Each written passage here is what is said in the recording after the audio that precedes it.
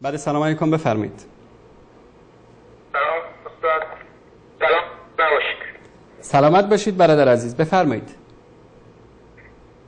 استاد که وقتی که شما کردید که این مقایسه کردید امام زمان شیعه ها رو با مسلمون ها، واقعا نشون میده که تفکر اصلی شیعه که یهودی بوده و میگن که ابن سبع یهودی اینو درست کرده و بعدم علمای زرتشتی که آتشکده هاشون رو خراب کرده بودن یا خاموش شده بود به ظاهر مسلمان شدن، اونها اومدن داخل اسلام و ضربه زدن و این امام زمانی که درست کردن که کاملا شبیه همون امام زمان یهودیات، زبونش هم یهودیه. و بعد اگر هم دقت کنید این جنگ و اینا دقیقا همون حکایت یهودی‌ها که به اسم آرماگدون میگن که آخرالزمان هست، دقیقا جنگایی که اینا برای امام زمانشون ساختن دقیقا همون مسائل آرماگدونه. و خیلی هم خوب زیاد توش، مثلا من خودم در زمان تحصیل که اون زمان شیعه بودیم، مثلا این معلم دینیمون میومد راجع به رجعت هم برمیگرده و بعد همه زنده میشن، بعدش هم میگفت بعد از این امام زمان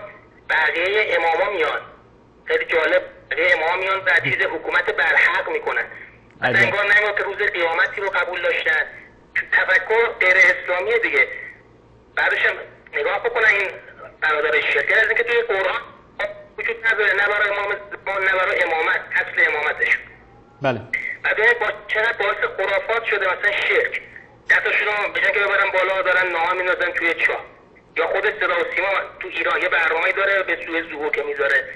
هر گوشه کشور یکی اومده به اسم نایب امام زمان یه دکونی درست کرده و یه پولی بگیره، یعنی برای خودشون هم شده دردسر، چون که یک اندیشه غیر الهی بوده.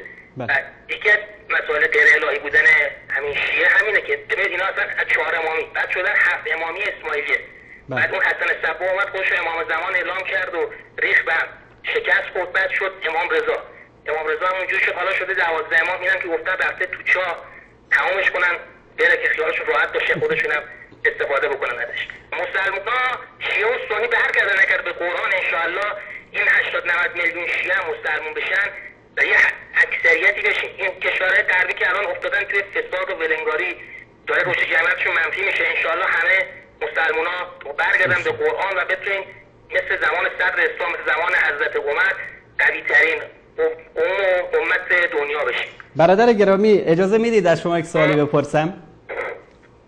بفرمایید. من از لابلای صحبت‌های شما اینطوری متوجه شدم که شما قبلا شیعه بودید و الان موحد هستید. میشه بفرمایید که چطور شد که این جرقه زده شد و شما به سوی توحید و یکتاپرستی روی آوردید؟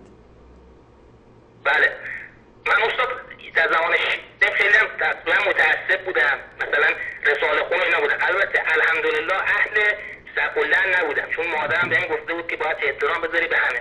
اهل سقلن نبودم ولی رساله خون بودم، زیارت قبر و نام قبول داشتم. یواش یواش از این به خاطر خرافات زده شدم، یعنی بیدین شدم روزگاری. بعدش خدا واقعا به من لطف کرد، یه روزگاری یعنی شروع کردم به خوندن قرآن. دیدم که بدون دین نمیشه، شروع کردم به خوندن قرآن و بعد دیدم که ولی چیزی که متوجه شدم این که باید اول فقط از خدا بخواید. این رو متوجه شدم. بعد هرچی رفتم جلوتر دیدم امامت و امام زمانی نیست. اول خیلی شک داشتم و ناراحت بودم. بعد شروع کردم با اطرافیام، مثلا دوستام و اینا، دیدم که اونا هم هیچی ندارن. خودش خیال میکرد که امام زمان مثلا قبول داره، خیلی هم دلیل براش داره یا برای امامت. بعدم نه، اونا هم دلیل قرآنی ندارن، فقط دارن نقل میکنن روایت. مطمئن شدم این چیزا رو گذاشتم کنار. مثلا نماز خوندن رو از چند سال پیش من جدا میخونم، مهرم نمیذارم. ولی الحمدلله شبکه‌ای که شما اومدن مثلا وضو یا اینکه نمازمو دست بسته بکنم از شما یاد گرفتم. این ارزش و احترامی که مثلا به ام المؤمنین باید بذاریم یا خلفای راشدین، اینو از شما یاد گرفتم و همیشه هم بیننده شبکه‌های شما هم که این دروسی رو که میرید، یعنی ما مثل یک دانش آموزی دروسی رو که میرید راجع به قرآن و احادیث رو دارم یاد میگیرم. بیشتر از همه دوست دارم که زبان عربی بتونم یه جوری یاد بگیرم، بتونم قرآن رو با زبان اصلی همون جوری که خدا به پیغمبر نازل کرده بفهمم، چون لذتش هستش درونه. درست. تشکر میکنم برادر عزیز و گرامی. تشکر از شما، واقعا خوشحال شدیم از این خاطر مسلمان شدن شما.